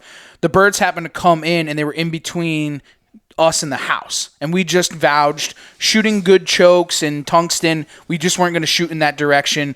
Just a call that we made off the top of our heads. It was probably I don't know, probably 800 to 1,000 feet away from us. Just didn't want to shoot in the direction. The birds came in. We called the birds in. They're in between us and the house. I'm now getting footage. Perfect sunrise. The fans. It was beautiful. There was 5 of them. They're strutting, gobbling, this, that, and the other thing. A bunch of mature jakes. And we're calling at them, and they're just howling back. It was so cool. The footage is amazing. I heard somebody else calling with a call, and they're coming towards us. And so I said to, the guys I'm with, I said, stand up. And he says, what do you mean? I said, stand up. And literally, not hunting with a decoy, we stood right up. But the birds are right there. You know what I'm saying? Just stood right up. And you could see the guy, kind of crouching like Elmer Fudd through the thicket. Yeah. And then I started yelling and screaming, dude, what are you doing? He was within the 500 of the house, and he's coming towards the birds, and he's coming right at us. And I had the birds gobbling all crazy, whatever. But we then yelled at him because that could have been us. If he shot at the birds, he was shooting us. It was inevitable. It was just going to happen. But those scenarios happen, and it's not worth the bird to get shot. I'm not doing it. It's just not worth it. You know? No doubt. I started. No doubt. Nothing is. I started carrying an orange bandana in my vest just for that reason. One bad situation, and I can just pull that thing out and just start twirling around like a terrible towel. The surrender flag. Yeah. The surrender flag, yeah. It's a scary thing. The Turkey Woods is a scary place, and you have to Without a doubt. know your surroundings and be in control of the situation at all times. Yeah. I actually call very abnormal when I hear another caller. Mm-hmm. I call very stupidly and So you sound like everybody and, else? No, but I'll make weird noises. That must be Marduk over there.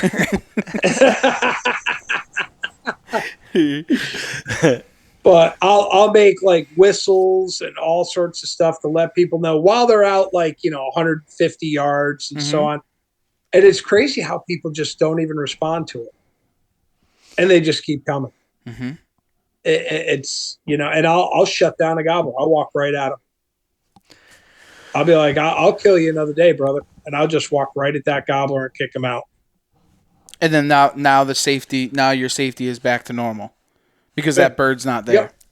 Yep. Do you ever, and I know filming kind of changes this a little bit, but I've found in the last couple of years on public land, like if I'm on private, if he wants to keep coming and he wants to keep gobbling, I'll keep calling because I'll make that sucker gobble, 300 times on his way in. But on public the last couple of years, I almost get to the point where like, all right, dude, shut up, stop gobbling. Because the more you gobble, the chances are another hunter's going to hear it and he's going to come in and screw up my hunt. So it's almost like you play that catch-22 where like you almost don't want him to gobble too much in fear of another hunter getting called in by the gobble. Do you know who you're talking to? No, I never do that.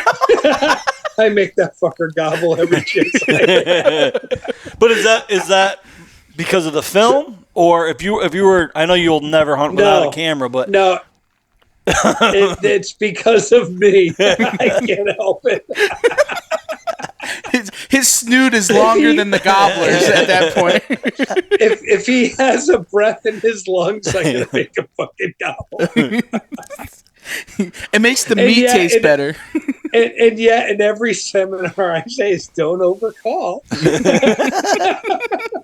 And my birds come in and their last gobble goes, and they can't even get it out. It tenderizes the meat. There's no air in the meat at that point. I am not the person to ask about that, brother. So back to decoys where we started. Yes. Let's circle around. Yes. So, yeah, I mean, it's it's funny because I just recently, just this year, kind of realized the descriptions that they're given to decoys, and 3/4 strut and whatnot, all this kind of stuff.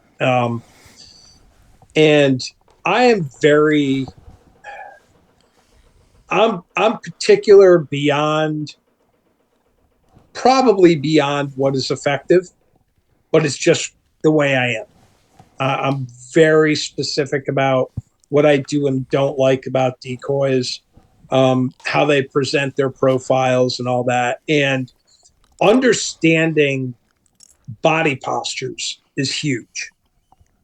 So, to give somebody an edge on understanding what they're putting out there and what that body posture means is ultimately understanding the message that decoy is giving to that gobbler coming in. Now, in general, does that mean that gobbler's not going to come running in? No. Does it mean that he's not going to lock up? No. It's roll the dice. Whenever you put a decoy out, it's roll the dice how that bird's going to react. Just like I said before, if you put a hen out, it's natural for the hen to go to the gobbler. So if that gobbler comes into distance at 75, 80 yards, sees that hen, is he going to lock up, go into strut, and wait for that hen to go to him? He might. I've had it happen.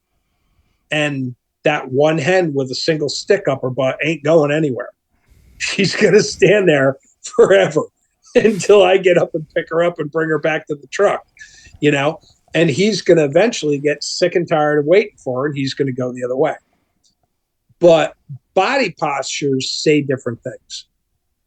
And, I wish I had kind of my demonstration from my seminars where there's an alert bird. If any of you guys are goose hunters out there, the sentinel. I like to call it a looker. And it's the one with his head up. And there's a lot of decoys out there with that head up, that alert pose. Well, an alert pose is not putting off a good signal. That's stating that something's awry, something's not right, and they are analyzing a situation. They're not comfortable. They're not relaxed. So is that the message you want to portray to that gobbler? Not me. I want things to be all copacetic and everything's good here, peace and everything's fine, we'll light up a couple, incense things here and everything's fine. Sing Come on kumbaya. Yeah, kumbaya, right? Gone in 60 seconds. I love it. Good movie reference, Marty. Anytime, Doc. We're gonna sing Kumbaya. So, so you give that. Like I said, does that mean that the gobbler's going to come over and see that alert hen and say, "Oh shit, something's up. I'm not coming in"? No. He may come running right in and stand by her and try and show off, and you may kill a big old gobbler. But it's still portraying that message. So that's one thing that's not in your favor. Not to mention, it is a stagnant decoy. It's just standing there. So that's number one. Number two, you take it down a notch and you kind of get that relaxed head. And that relaxed head is not necessarily a relaxed hen. That posture, and I'll go back to a goose decoy, that, intermediate head position is what in the goose realm is what I call a walker. And that is what I will put on the outside of the spread and point them all towards the center of the core of the decoys, like they're walking into that feed zone, because it looks more natural. That head down is a walking pose. Yes, it's not as alert, not as alarming as an alert pose, but that pose also designates that there should be motion involved with it, and there's not. So by that pose being stagnant isn't natural. An alert pose kind of is natural at stagnant because they pick their head up, they freeze, and they look around. But that walking pose, that relaxed pose, is kind of a transitional walking pose that's not a natural non-movement position. So that's another one. Does it mean that the bird won't come in? No.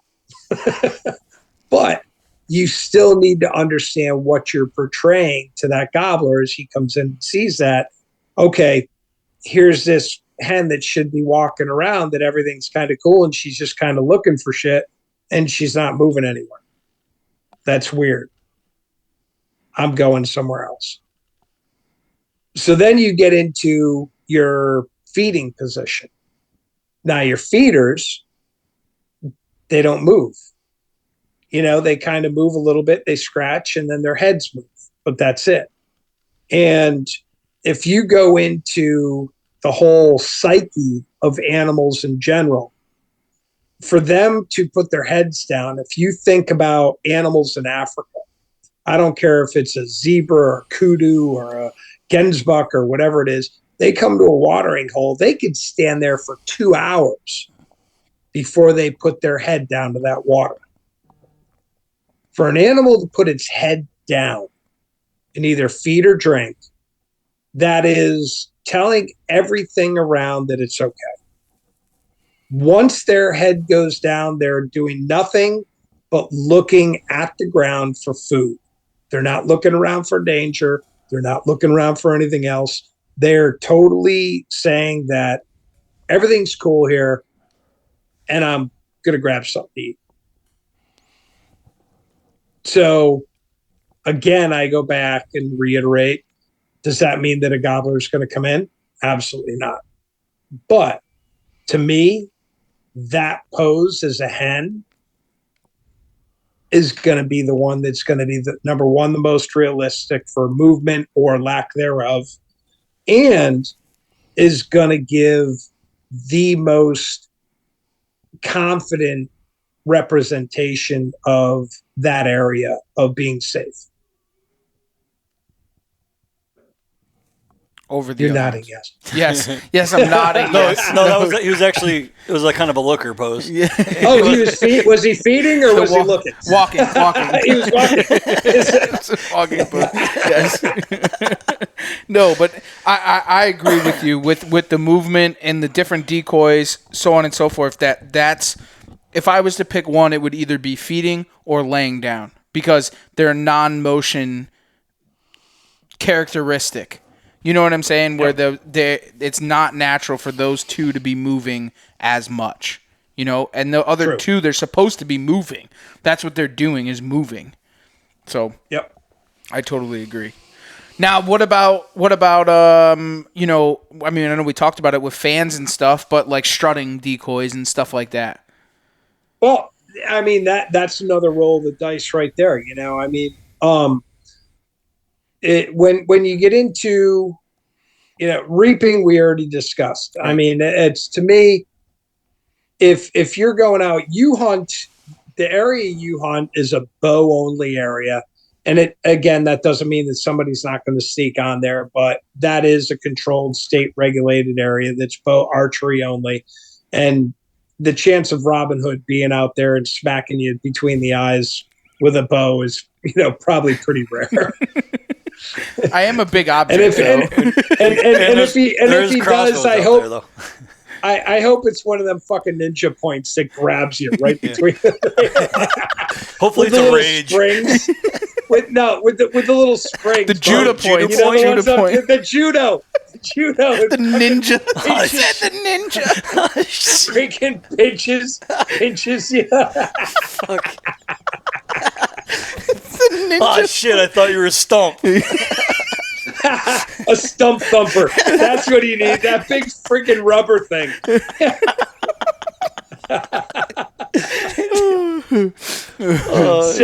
So I'll give you the reaping thing on the archery only thing. But you know, I tell my guys, you know, if you're gonna go out and reap on public land wherever, you know, just don't even call me. Mm-hmm. The danger level of that is so high, it's crazy. But you know, even that, you know, you take a full strut decoy, and I've used them and been successful with them many times. And you got to me, you've really got to feel out the scenario. You really got to understand what's out there, because you can have the point where you can take a full strutter and you can put that bird out. A bird can come over that ridge, see that bird and go, "You bastard, you're in my area." Come down there and try to beat his ass at 20 yards. You can smoke a giant gobbler, you know, 1.5 spurs, 10.5-inch beard, 24.5 pounds, you know, and just kill this giant.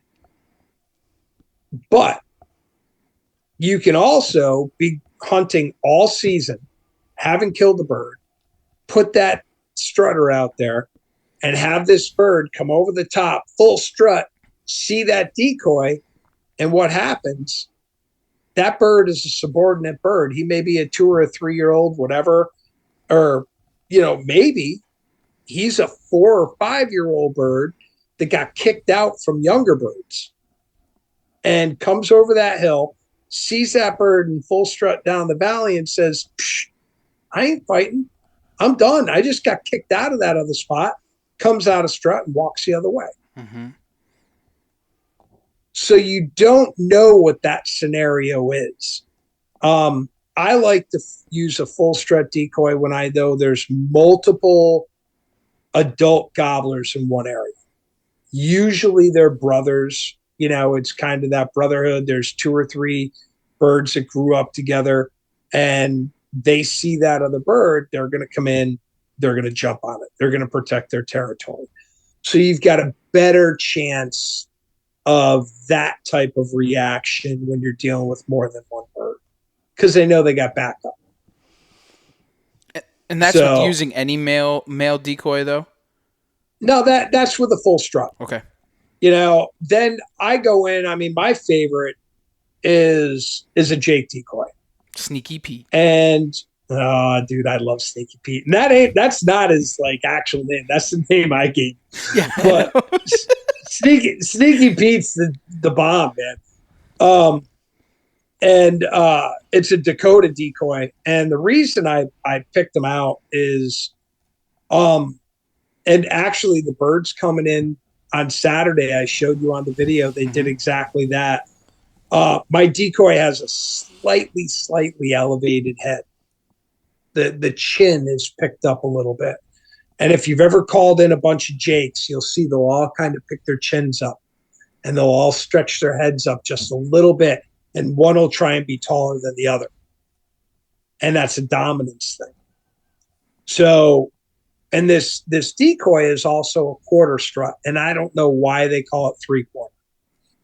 3/4 to me is somewhat fanned, wings partially down.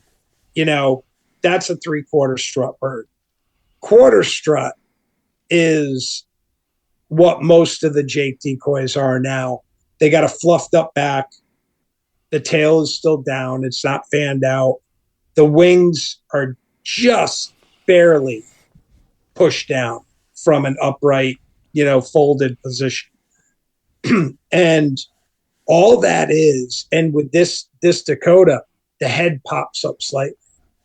And that posture is just pure perfection of, I'm not saying a fucking word. I'm trying to look a little tougher and a little bigger than I am. And I'm going to pick my chin up a little bit. I'm going to be a little taller than I am because I'm a big dude here, and that posture means submissive, but trying to get away with being the tough guy in the area. And he's just asking for an ass whooping. Does it mean he's going to get it? No, because again, he's not moving. There's that. And you know what? So many people use decoys now. And that's the thing, you put a decoy out there and you're just wondering how many people before you have done the same thing. And is that bird going to react negatively to it? So you're rolling the dice. Every time you put a decoy out, you're rolling it. But that Jake with a quarter strut, not a 3/4, even though that's what they're calling it, a quarter strut, that head kicked just that tiny bit. Everything about that pose means I'm trying to pull one over on the big guys. And as that season goes on, going back on the decoy thing, as the season goes on, it's just one more day that those birds have potentially seen a decoy. And they're looking at that thing and it's not moving. So the later in the season that you go, the more opt that those birds have then been in a situation where a decoy, either they've been shot at, they've been busted, they've got their ass kicked, and then they've seen a decoy and it was not a good thing in their back of their mind. So now you're even rolling the dice there where they know what that is and they're starting to get that decoy shy, quote unquote. Yeah. No, without a doubt, man. And that's when you turn to terrain. And quite honestly, terrain rules. Mm-hmm. To me, if you put a decoy at the edge of a ridge because, they're going to see it at 100 yards out, 200 yards out, they're going to come in. They see that decoy at 200 yards, they give up at 200 yards. Mm-hmm. If you never put that decoy there on the edge of that drop off, they're going to come to the edge of that drop off and come up and look. They're going to come looking for you. I always use terrain. Unfortunately, with filming, we got to back off of that kill zone a little bit. We need to move back a little bit further than I see you, I'm going to kill you. We need to move back to the point where I see you, you need to show off, then I'm going to kill you. Right. You need a 20 to 30 20 to 30 yard barrier to add to that kill zone. Exactly. But when you use that terrain, what you want to do is set up in a position where when that bird comes into view, you kill him. Mm-hmm. And that's where a lot of these videos kind of fall shy, is that they're setting up the kill. They're not setting up the video. Mm-hmm. But, that's what our listeners are doing. They're setting up to kill. Right. And fucking so you set fucking kill them. Matt got caught up in that, though, this weekend, because he kept telling Kaysen, he said, kill him. Kill him. Kill him. He didn't fucking hear me. We couldn't drop the F-bomb with the 12-year-old, so he was like, well, it wasn't that I couldn't say fucking kill him. It said there was a fucking tree between us. So he's trying to be quiet, and he's saying, kill him. Kill him. Kill him. I literally just said, I was like, the bird's literally at 10, 12 yards. And I go, kill him. Kill him. I'm like, the fuck? He's not killing him. I'm like, oh shit, there's a tree between. I go, kill him. I just said it. I was like, fuck it. I'm like, I'm just going to say it. What's the bird going to do? Freak out? He's already dead. Yeah. Absolutely. He's not going nowhere. No. What's he going to do? To go to 11 yards? Yeah. And then stop and then get shot. And it's just the way it goes. So, Matt, real quick, let's, this whole podcast, great. Covered everything, locator calls, decoys, the whole 9 yards. Some listeners their head might flux be flux capacitors. Yeah, everything. Real quick, what kind of advice would you give some of the listeners that they've never really turkey hunted? Like, we went super advanced tonight. Maybe they got a 3-pack of nor'easter game calls. They got their shotgun in the choke. They don't have an owl call. They don't have a crow call. They don't have decoys, and they want to try to go out bare minimum and try to get a bird. Super bare minimum. Box call, dude. I mean, I've done it. You've seen me in seminars. I've walked up to a kid that's 8 years old and has never touched a turkey call in his life and said, can you do this? And it goes, yep. And he makes a turkey call. My number one advice, and I'll say this from absolute novice to intermediate advanced, because I see intermediates doing it. I see advanced isn't really an issue, but even through like a very good call, they try to do more than they can. Mm-hmm. Everybody tries to fucking purr. Nice palm. I just got a palm in my face.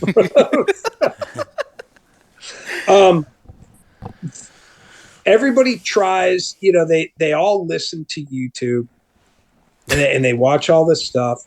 And I got a call. Here I am. All right. So the bird's coming in.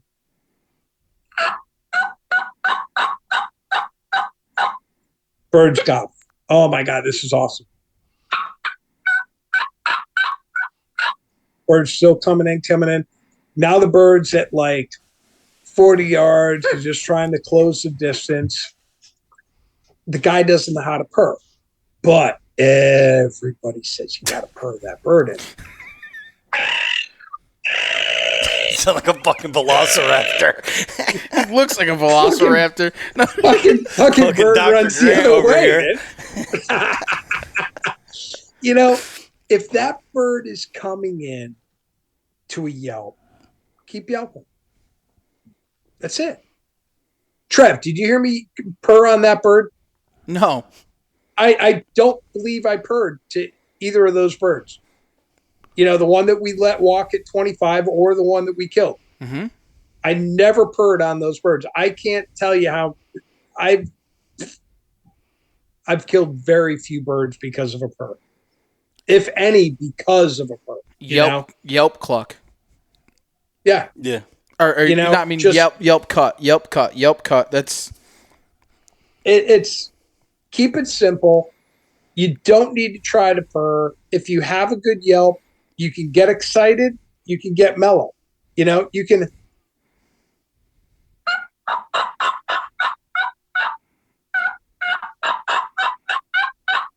You can get more excited with a call, or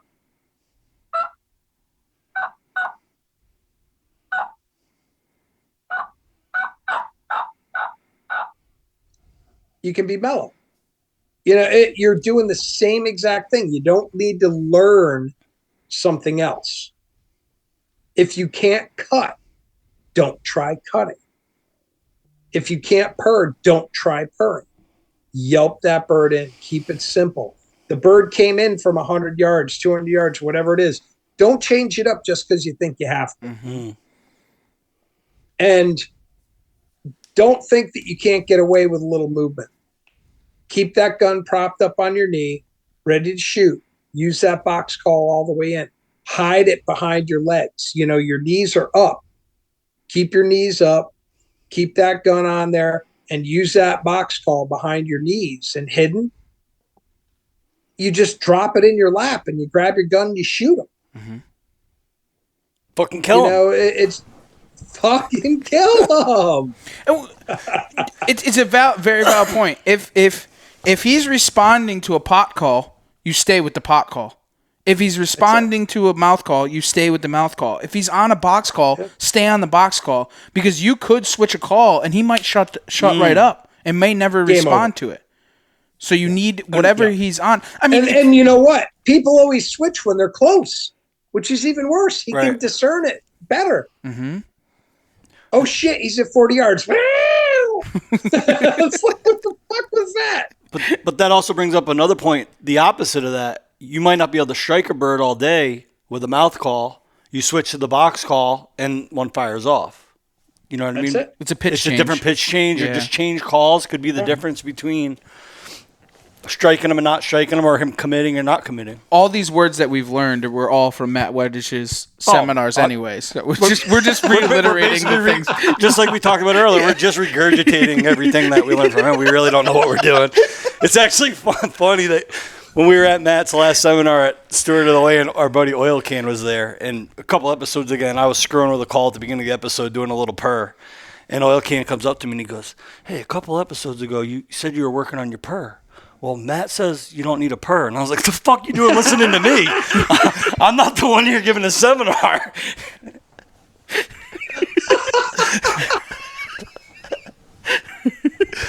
Do you see my name on the sign up front? No. Listen to the guy that's standing in front of the room right now, not me. I don't know what I'm doing. So precious. Not purring. Well, if you couldn't kill a turkey with this podcast, I don't know if you'll ever be able to kill a turkey, to be honest with you.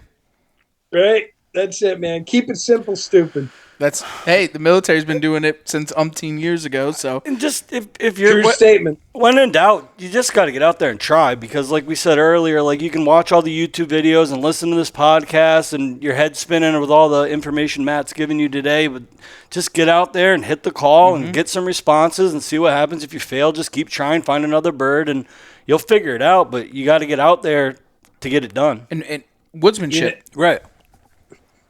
You know what? 90% of your success is going to be before you even get out there to hunt them. Mm-hmm. Your scouting is going to be it. You sit there in the mornings and listen, and you will learn what they do, and you will be more successful. You go out and try and figure it out on the fly, you better be fucking good. Marty McFly? Because Sorry, I couldn't resist. Marty! But you better be really good if you're going to do it on the fly, because you don't know what the birds are doing. You don't know where you are. You don't, it's luck of the draw at that point. My most successful hunts, the simple slam dunks, have been the ones that I've put the most time into before the hunt, without a doubt. No questions asked. 90% of the work goes before the hunt, and 5% goes into the hunt. The other 5 goes after, when you're cleaning the bird, taking care of it, eating it. So 5% of that hunt is actually killing it. 90% is before. It's a pre-work. And that's in everything that you do. Everything. Yeah. Whitetail, waterfowl, doesn't matter. Doesn't matter. It's all the same. Nope. Well, Matt, I got one last question for you, brother. You probably know, as I say in every episode. If you don't know, now you do. Whiskey. No. Whiskey. That's not going to help you on this one. Matt, what drives you outdoors, my friend? Well, back in the day, it was wanting to be old enough to go out with my old man and be one of the guys when I wasn't old enough to hunt, and would watch everybody leave, my father and his friends and all, and watch, them coming back, and, the celebration and all that. And being part of that was more than a kill. It was more than a hunt. It was it was a way of life. And what drives me outdoors now is that opportunity to be able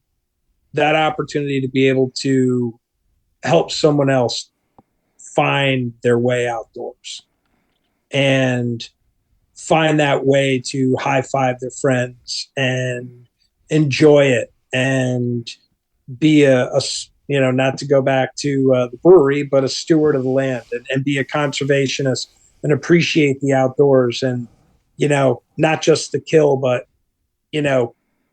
watch those sunrises and hear those owls, and watch those deer walk by when it's during turkey season, and go, why don't they ever do that during hunting deer season? And just help somebody else get that dream that I used to have as a kid, to be out there and enjoy it. And Trev, I want to thank you for, my kid bursts of youth have dried up, and for the adventures with these kids for the past couple of years has been amazing. And I can't thank you enough for having me out there and being a part of that and sharing that with me. Hey, Matt, I wouldn't want it any other way, bro. I honestly wouldn't. It's some of the best hunts are the youth hunts I look forward to, or is here in Connecticut to hunt with you, man. I mean, it's been I've wanted to do it for years, and now we do it, and it's the most amazing time ever, dude. I wouldn't want it any other way. I wouldn't want to spend the youth season any other way. Right? I'm here, man. Let's do it. I appreciate you, Matt, and everything that you do for the industry and everything that you do locally for all of us, and it means a lot. And jumping on the podcast tonight and teaching everybody, and totally amazing, man. Anytime, guys. I appreciate you guys, and love you, Marty. I love you too, but why don't you real quick remind everybody where they can find you and see your YouTube videos and all that stuff? Ah, shit. Just freaking look around, I guess. I don't know. Real Outdoors TV. Yeah, check it out. We got some pretty cool trout fishing stuff, too. Yeah. Matt, we really appreciate you. And everybody else, thanks for taking the ride right here on the Outdoor Drive.